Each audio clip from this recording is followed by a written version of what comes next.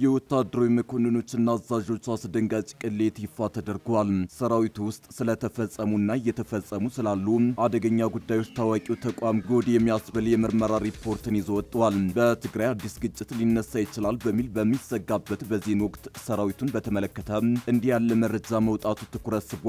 በስፋት እንቃኘዋለን። ጦሩ ከውጭም ይሁን ከውስጥ መንግስትን ለመጣል የሚቃጣ ጥቃትን ለመመከት በተጠንቀቅ መቆሙን ጄኔራሉ ተናገሩ።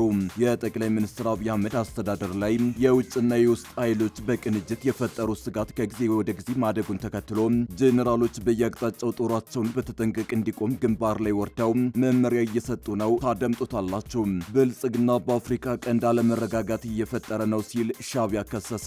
በአስመራና አዲስ አበባ መሃል ከባድ የቃላት ልውውጥ ቀጥሏል። አዲስ አበባ ያሉ የፖሊሲ ተቋማት ኤርትራን በተመለከተ የሚያወጧቸው ሪፖርቶች ሻዕቢያን እያስደነገጠው ነው። ይህን ተከትሎ ከአስመራ በኩል ምላሾች እየተሰጡ ነው። በዝርዝር እናስደምጣቸዋለን። ጦሩ አዲስ ጥቃት ከፈተ።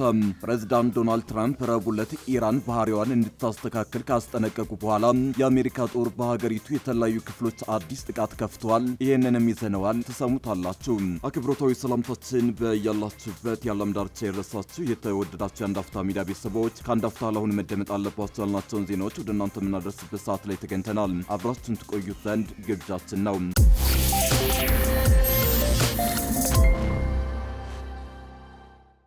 የህወሓት ወታደራዊ አመራሮች የቲዲኤፍ ሴት ወታደሮችን መድፈራቸው በምርመራ ተጋለጠ። የህወሓትን ጭካኔ የሚያስረዱ ተጨማሪ መረጃዎች እየወጡ ነው። ቡድኑ በሰሜኑ ጦርነት ወቅት የገዛ ሴት ወታደሮቹ ላይ ጾታዊ ጥቃት ይፈጽም እንደነበር ዛሬ ወጣ አንድ የምርመራ ሪፖርት አጋልጧል። ዘኒው ሁማኒታሪያን ይህን በተመለከተ አስደንጋጭ ምርመራ ሪፖርት ይፋ አድርጓል። አንድ አፍታ ሚዲያ በተመለከተው በዚህ ሪፖርት በሰሜኑ ጦርነት ወቅት ቲዲኤፍን የተቀላቀሉ ሴት ወታደሮች በከፍተኛ የቡድኑ ወታደራዊ አመራሮች ተደፍረዋል፣ ጾታዊ ጥቃት ተፈጽሞባቸዋል። በሰሜን ኢትዮጵያ አዲስ የጦርነት ስጋት ባንዣበበበት በዚህ ወቅት የትግራይ ክልላዊ ባለስልጣናት የቀድሞው የትግራይ መከላከያ ኃይል ቲዲኤፍ ተዋጊዎች እንደገና እንዲመዘገቡ ጥሪ እያቀረቡ ሲሆን በዚህ ኃይል ውስጥ ያገለገሉ ሴቶች ከ2020 እስከ 2022 በተካሄደው ግጭት ወቅት በራሳቸው አዛዦች እጅ የደረሰባቸውን የጾታ ጥቃት በይፋ መናገር ጀምረዋል። በጦርነት ወቅት የተፈጸሙ የሰብአዊ መብት ጥሰቶች ላይ የተደረገው አብዛኛው ትኩረት የኢትዮጵያ መንግስት ወታደሮችና ከነሱ ጋር በአጋርነት የተዋጉት የኤርትራና የአማራ ኃይሎች ህወሓትን ለማጥፋት በወሰዱት ዘመቻ ወቅት በተፈጸሙ ግፎች ላይ ነበር። ሆኖም ለትግራይ ሴቶች ፍትህ ማለት የቲዲኤፍ መኮንኖች በሴት ተዋጊዎቻቸው ላይ የተፈጸመውን የጾታ ጥቃትን በተመሳሳይ ትኩረት መመርመር ማለት ነው። ከእነዚህ ሴቶች ብዙዎቹ ቀደም ሲል ያዩትን ጥቃት ከመሸሽና ጥበቃ ለማግኘት በማሰብ ወደ ተዋጊነት የተቀላቀሉ ነበሩ።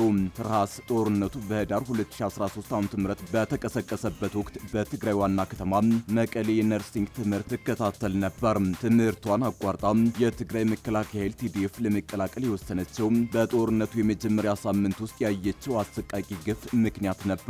ጉሮሯቸው የተቆረጠ አረጋውያን ሴቶችን አስክሬን አይቻለው። ከዛ በፊት መደፈራቸው ግልጽ ነበር ትላለች። የስልጠናው የመጀመሪያ ወራት በመደበኛ ሁኔታ እየተካሄደ ነበር። ሆኖም አንድ ቀን ትርሃስና ሌሎች ሴት ተመልማዮች በመቀሌ ዳርቻ ከሚገኘው የጦር ካምፓቸው ውጭ ለሚደረግ ስብሰባ እንዲቀርቡ ተጠሩ። አዳራሹ በሴቶች ተሞልቶ ነበር። በስፍራው የነበሩ ብቸኛ ወንዶች ሁለት ከፍተኛ አዛዦች ነበሩ። ሴት ተዋጊዎች በቲዲኤፍ ውስጥ እያጋጠማቸው ያሉ ችግሮችን በግልጽ እንዲያቀርቡ እድል ለመስጠት እንደተዘጋጀ ተነገራቸው።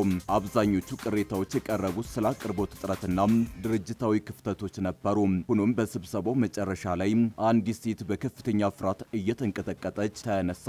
እሷ እንደተናገረችው አንድ ኮሎኔል ሴቶችን ወደ ክፍለ ጦሩ እየመለመለ ነበር። ነገር ግን ወደ ስልጠና ከመላክ ይልቅ መድኃኒት በመስጠት እያደነዘዛቸው ይደፍራቸው ነበር። ከተጎጂዎቹ መካከል እድሜያቸው 12 ዓመት ብቻ የሆኑ ልጃገረዶች እንደነበሩ ስትናገር፣ ሌሎች ደግሞ የእናቷን እድሜ የሚደርሱ እንደነበሩ ገልጻለች። ይህን ከሰሙ በኋላ አዳራሹ በሙሉ በዝምታ ተዋጠ።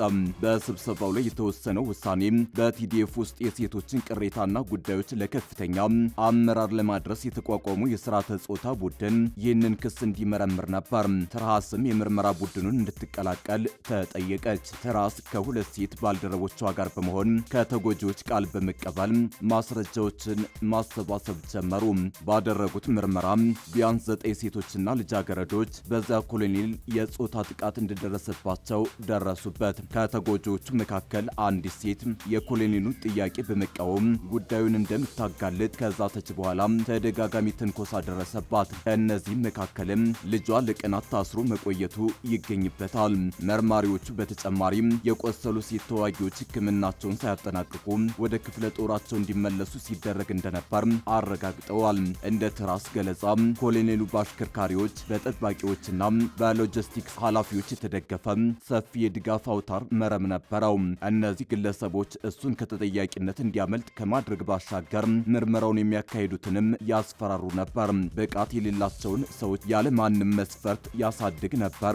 እነሱም በየተራቸው እሱን ይጠብቁት ነበር ስትል ትርሃስ ተናግራለች። በአንዳንድ የቲዲኤፍ ክፍለ ጦሮች ውስጥ የፍቅር ግንኙነት የተፈቀደ ቢሆንም ዋናው ቅድመ ሁኔታ በሁለቱም ወገኖች ፈቃደኝነት ላይ የተመሰረተ መሆኑ ነበር። ሆኖም አንዳንድ መኮንኖች ይህንን መመሪያ በተደጋጋሚ ይጥሱት ነበር። ድርጊታቸው ሪፖርት ቢደረግባቸው እንኳን በአብዛኛው ተጠያቂ አይደረጉም ነበር። አወት የተባለ ወጣት የቲዲኤፍ ወታደር እንደገለጸው ከፍተኛ መኮንኖች ወጣት ሴቶችን የጾታ ግንኙነት እንዲፈጽሙ በመጠየቅ በምትኩ የሬዲዮ ኦፕሬተር ወይም ጸሐፊ የመሳሰሉ ቀለል ያሉና ምቹ የሥራ ቦታዎችን ይሰጧቸው ነበር። እንደሱ ገለጻ እንዲህ አይነቱ ድርጊት በቲዲኤፍ ውስጥ በስፋት የተለመደ ነበር። ይህን በደል ይበልጥ አሳዛኝ የሚያደርገው ብዙ ሴቶች ከጦርነት ጋር ተያይዞ ከሚፈጸም የጾታ ጥቃት ጥበቃ ለማግኘት በማሰብ ወደ ቲዲኤፍ የተቀላቀሉ በመሆናቸው ነው። በወቅቱ በቲዲኤፍ ውስጥ የሴት ተዋጊዎች 30 በመቶ ያህሉን እንደሚይዙ ዘገባው ይጠቁማል። ረሃዋ እንዳብራራቸው አካላዊ ጥቃት በተደጋጋሚ የሚፈጸም ባይሆንም የመኮንኖችን የጾታ ጥያቄ ውድቅ ያደረጉ ሴቶች እንደ ቅጣት አስቸጋሪና አድካሚ የሥራ ምደባ ይሰጣቸው ነበር። ቆንጆ ተብለው የሚታዩ ሴቶች ሁልጊዜም ወደ የቢሮ ኃላፊነት ቦታዎች ይመደቡ ነበር። ከክፍለ ጦሩ አዛዥ ጋርም በቅርበት ይሰሩ ነበር ስትል አንዲት የቀድሞ ከፍተኛ ሴት መኮንን ተናግራለች። በቲዲኤፍ ውስጥ የነበረውን ባህልም መርዛማ ስትል ገልጸዋለች። ጦሩ ከውጭም ይሁን ከውስጥ መንግስትን ለመጣል የሚቃጣ ጥቃትን ለመመከት በተጠንቀቅ መቆሙን ጄኔራሉ ተናገሩ። የጠቅላይ ሚኒስትር አብይ አህመድ አስተዳደር ላይ የውጭና የውስጥ ኃይሎች በቅንጅት የፈጠሩት ስጋት ከጊዜ ወደ ጊዜ ማደጉን ተከትሎ ጄኔራሎች በየአቅጣጫው ጦራቸውን በተጠንቀቅ እንዲቆም ግንባር ላይ ወርደው መመሪያ እየሰጡ ነው። ጦሩ ከየትኛውም አቅጣጫ ለሚቃጣ ጥቃት ዝግጁ መሆኑን የተናገሩት የደቡብ እዝ አዛዥ ብርጋዴር ጄኔራል ሰለሞን ኢተፋ ናቸው። ጄኔራሉ በግንባር ተገኝቶ የሚመሩትን እዝ ዝግጁነት ተመልክተው ለውስጥም ለውጭም ኃይሎች ጥቃት ምላሽ ለመስጠት በተጠንቀቅ እንዲቆም ትዕዛዝ ሰጠዋል። ጄኔራሉ የጦሩን ዝግጁነት ሲገልጹ ከውስጥም ይሁን ከውጭ ከየትኛውም አቅጣጫ ለሚመጣው ለማንኛውም አይነት ስጋት ለመመከት በተጠንቀቅ ላይ እንገኛለን ብለዋል። እንደ ጄኔራሉ ገለጻ ጦሩ አሁን ላይ የውስጥ ኃይሎችን አቅም አዳክሞ የውጭ ኃይሎችን ለመመከት ዝግጅት እያደረገ ነው። ጄኔራል ሰለሞን ኢተፋ የሚመሩት ደቡብ እዝ በኦሮሚያ ክልል ከኦነግ ሸኔ ጋር ለዓመታት እየተዋጋ ይገኛል። ጦሩ ከቦረና እስከ ጉጂ ባለው በሸኔ እንቅስቃሴ በተለይም በሰሜኑ ጦርነቶች ከባድ የተባለ ፈተና ገጥሞት እንደነበር ያስታወሱት ጄኔራሉ አሁን ላይ በሽምቅ ውጊያ አዳክመነዋል ብለዋል። ከዚህ ቀደም በተናጠል በየአቅጣጫው ሲዋጉ የቆዩ ታጣቂ ኃይሎች በቅንጅት በመንግስት ላይ ጥቃት ሊከፍቱ ይችላሉ የሚል ስጋት ተፈጥሯል። ከውስጥ የመንግስት ተቀናቃኝ ኃይሎች በተጨማሪም እንደ ሻዕቢያ፣ ግብጽና የጄኔራል አልቡርሃን ጦር ያሉ የውጭ ኃይሎችም ከጀርባ እየገፉ መሆኑ ይነገራል። በጠቅላይ ሚኒስትር አብይ አህመድ አስተዳደር ላይ ጥርስ የነከሱ የውስጥና የውጭ ኃይሎች ጽምዶ በሚል ወታደራዊ ቅንጅት በይፋ እየተንቀሳቀሱ መሆኑ ይታወቃል። የውጭ ኃይሎች እስካሁን የነበራቸው ሚና የጦር መሳሪያ በማቀበል የውክልና ጦርነቱን ማቀጣጠል ሲሆን አሁን ግን ነገሩ እየተቀያየረ ይመስላል። የውጭ ኃይሎች ከውስጥ ኃይሎች ጋር ሆነው መንግስትን ለመጣል ገፍተው እየመጡ መሆኑን ጄኔራሎች በይፋ እየተናገሩ ነው። በዋናነት የኤርትራው ሻዕቢያ ከህወሓት እስከ ፋኖ በቅርበት እየደገፈ በመንግስት ላይ ጫና ለመፍጠር እየተንቀሳቀሰ መሆኑን በተደጋጋሚ እየተገለጸ ነው። ሰሞኑን በአዲስ አበባና በአስመራ መካከል የተለዋወጡት ይፋዊ መግለጫዎችና የፖለቲካ ትንታኔዎች በሁለቱ ሀገራት መካከል ያለው ዲፕሎማሲያዊ ውጥረት ማሻቀቡን ያሳያሉ። በአዲስ አበባ የሚገኙና ከመንግስት ጋር ግንኙነት ያላቸው የምርምር ተቋማት በኤርትራ ላይ የተቀረጸ ታላቅ ስትራቴጂ በሚል ያወጧቸውን ጽሑፎች ተከትሎ የኤርትራ ውጭ ጉዳይ ሚኒስቴር የጥናትና ሰነድ ክፍል በበኩሉ ጠንካራ የኮነነ መግለጫ ሰጥቷል። ይህ ክስተት በቀንድ አፍሪካ ያለውን የጂኦፖለቲካ ፍላጎት የታሪክ ትረካ ልዩነትና የሉዓላዊነት ጥያቄዎችን በድጋሚ አደባባይ አውጥቶታል። በአዲስ አበባ የሚገኘው የውጭ ግንኙነት ስትራቴጂካዊ ጥናት ኢንስቲትዩትና ዘ ሆርን ሪቪው የተሰኘው ልሳን ባወጧቸው መጣጥፎች የኤርትራውን የወቅቱን የመንግስት መዋቅርና አስተዳደር ገምግመዋል። እነዚህ ትንታኔዎች የኤርትራ መንግስት ሞዴል ከፍተኛ ወታደራዊ ይዘት ያለውና መዋቅራዊ ፈተናዎች ያሉበት መሆኑን ያመላክታሉ። ይሁን እንጂ በዚሁ ትንታኔ ላይ ገዢው የኤርትራ ህዝባዊ ግንባር ለዲሞክራሲና ለፍትህ ግደፍ በሀገር ውስጥ ያለው ድርጅታዊ ቁጥጥርና ተቋማዊ ጥልቀት ጠንካራ በመሆኑ በውጭ ያሉ የተበታተኑት ተቃዋሚ ኃይሎች መንግስቱን የመቀየር ዕድላቸው አነስተኛ መሆኑን ጠቁመዋል። ጽሑፎቹ በተጨማሪም የኢትዮጵያን የባህር በር ፍላጎትና ቀጣይ ትውልዶች ሊከተሏቸው ስለሚገቡ ስትራቴጂዎች ያትታሉ። በሌላ በኩል የኤርትራ ውጭ ጉዳይ ሚኒስቴር በአዲስ አበባ በኩል የቀረቡትን እነዚህን ትንታኔዎች ሙሉ በሙሉ ውድቅ አድርጓቸዋል። አስመራ ትናንት ባወጣቸው መግለጫ ጽሑፎቹ የኤርትራን ሉዓላዊነት የሚጋፉና በሀገር ውስጥ ጉዳይ ጣልቃ የመግባት ተግባር እንደሆኑ ገልጻለች። የሀገሪቱን የድንበር ወሰን በተመለከተ በ1900 በ1902ና በ1908 የተፈረሙት የቅኝ ግዛት ውሎች እንዲሁም በ2001 የተደረገው የአልጀርስ ስምምነት እና የድንበር ኮሚሽኑ ውሳኔ ህጋዊና አስገዳጅ መሆናቸውን ሚኒስቴሩ አስታውቋል። ኤርትራ በቀጠናው ሰላምና መረጋጋት እንዲሰፈን የበኩሏን ድርሻ እየተወጣች መሆኑን የጠቀሰው መግለጫው በተቃራኒው የኢትዮጵያ መንግስት የሚከተላቸው ፖሊሲዎች በተለይም ከሶማሌላንድ ጋር የተፈረመው የመግባቢያ ሰነድና በሱዳን ጉዳይ ዙሪያ ያሉ አቋሞች በቀጠናው ላይ አለመረጋጋት እየፈጠሩ ነው ሲል ወቅሷል።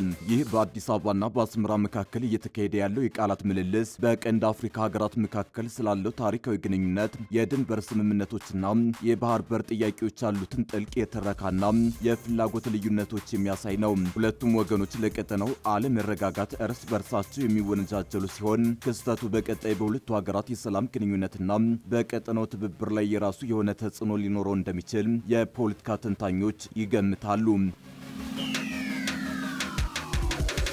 ፕሬዚዳንት ዶናልድ ትራምፕ ረቡዕ ዕለት ኢራን ባህሪዋን እንድታስተካክል ካስጠነቀቁ በኋላ የአሜሪካ ጦር በሀገሪቱ የተለያዩ ክፍሎች አዲስ ጥቃት ከፈተ።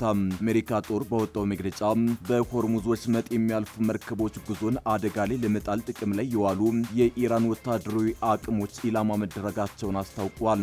ለ90 ደቂቃ በቆየው አዲስ ዙር ጥቃት በታላቁ ቱንብ ደሴት የሚገኙ የኢራን የባህር ዳርቻ መከላከያዎች እንዲሁም የክሩዝ ሚሳኤል ማከማቻና ማስወንጨፊያ ጣቢያዎች መመታታቸውን ገልጿል። የኢራን የእዝ ማዕከላት፣ የጸረ አውሮፕላን መከላከያ ስርዓቶች፣ የሚሳኤልና የድሮን አቅሞች እንዲሁም የባህር ዳርቻ መከታተያ ተቋማት ጥቃት ከደረሰባቸው የመከላከያ አቅም መካከል ተጠቅሰዋል። በሆርሙዝ ወሽመጥ ላይ የምትገኘው የባንደር አባስ ከተማ ኢላማ እንደሆነች ተነግሯል። እንደ ጦሩ ገለጻ አሜሪካ ወደ ኢራን ወደቦች የሚደረግ ጉዞ ላይ የጣለችውን እገዳ በመጣስ ለማለፍ የሞከረ አንድ መርከብ ላይ ተተኩሷል። ዋሽንግተን ይህንን ጥቃት ያደረሰችው ኢራን ባህሬንና ኪዮት ውስጥ ያሉትን ጨምሮ በቀጠናው የሚገኙ የአሜሪካ ወታደራዊ ኢላማዎችን መምታቷን ከገለጸች በኋላ ነው። ለአምስተኛ ቀን የቀጠለው አዲስ ዙር የጥቃት ምልልስ አገራቱ ጦርነቱን ለመቋጨት ገብተውት የነበረውን የመጀመሪያውን ደረጃ ስምምነት አደጋ ላይ ጥሎታል። የኢራን ዋና ተደራዳሪና የፓርላማ አፈ ጉባኤ መሐመድ ባጋር ጋሊባፍ አገራቸው ከስምምነቱ የማትጠቀም ከሆነ ለውሉ የምትገዛበት ምንም ምክንያት እንደሌለ ለመንግስት መገናኛ ብዙሃን ተናግረዋል። ፕሬዚዳንት ትራምፕ ኢራን እስከሚቀጥለው ሳምንት ድረስ ወደ ንግግር የማትመለስ ከሆነ ድልድዮቿንና የኃይል ማመንጫዎቿን እንደሚመቱ ማክሰኞ ለዝተው ነበር።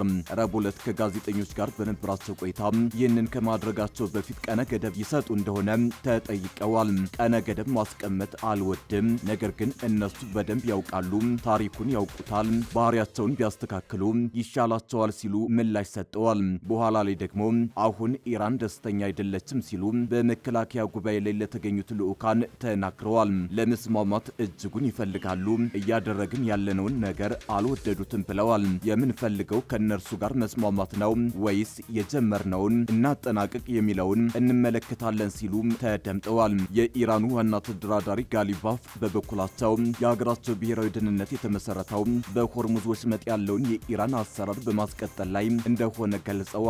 ከአሜሪካ ጋር የህልውና ግጭት ውስጥ ያለችው ኢራን ድርድር የምትመለከተው ከጦርነት ጎን ለጎን እንዳለ የትግል ስትራቴጂ እንደሆነ አክለዋል።